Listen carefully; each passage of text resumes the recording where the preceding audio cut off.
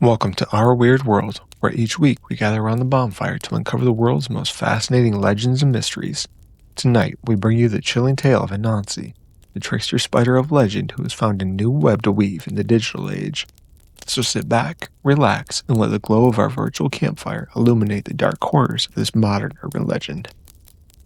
Anansi the Spider has always been a trickster, weaving his web of stories across time and space. In the old days, he was a figure of West African folklore, a cunning deity of wisdom, storytelling, and deception.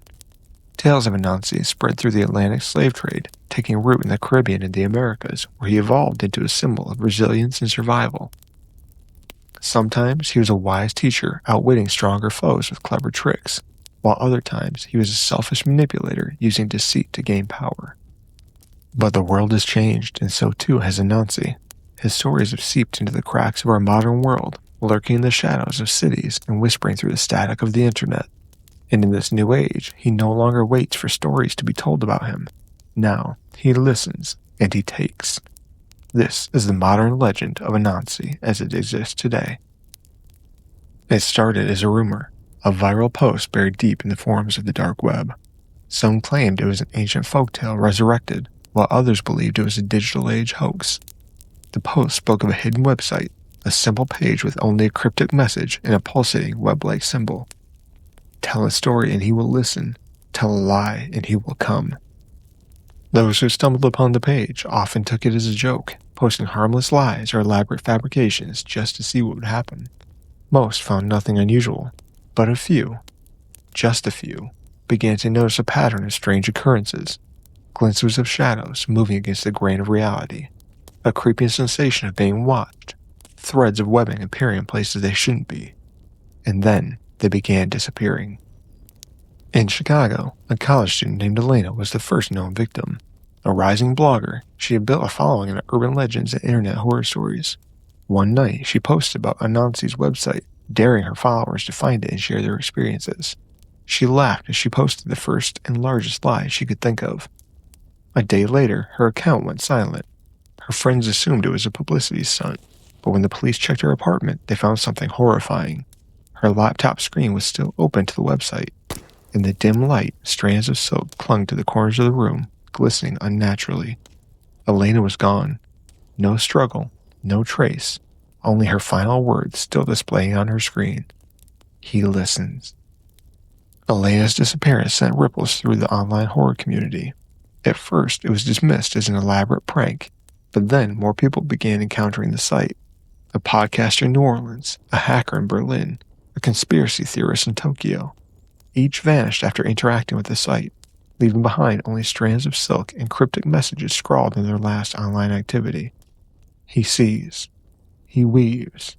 He is coming. Some say Anansi has found a way to adapt. No longer just a figure of oral tradition, he has woven himself into the fabric of the digital age. Instead of waiting for stories to be told about him, he lures storytellers into his web, feeding off of their narratives, spinning their words into his own grotesque tapestry.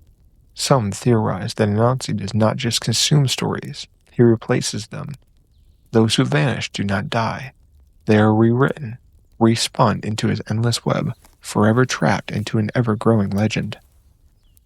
The last reported case was that of Jeremy, a paranormal investigator who set out to debunk the legend.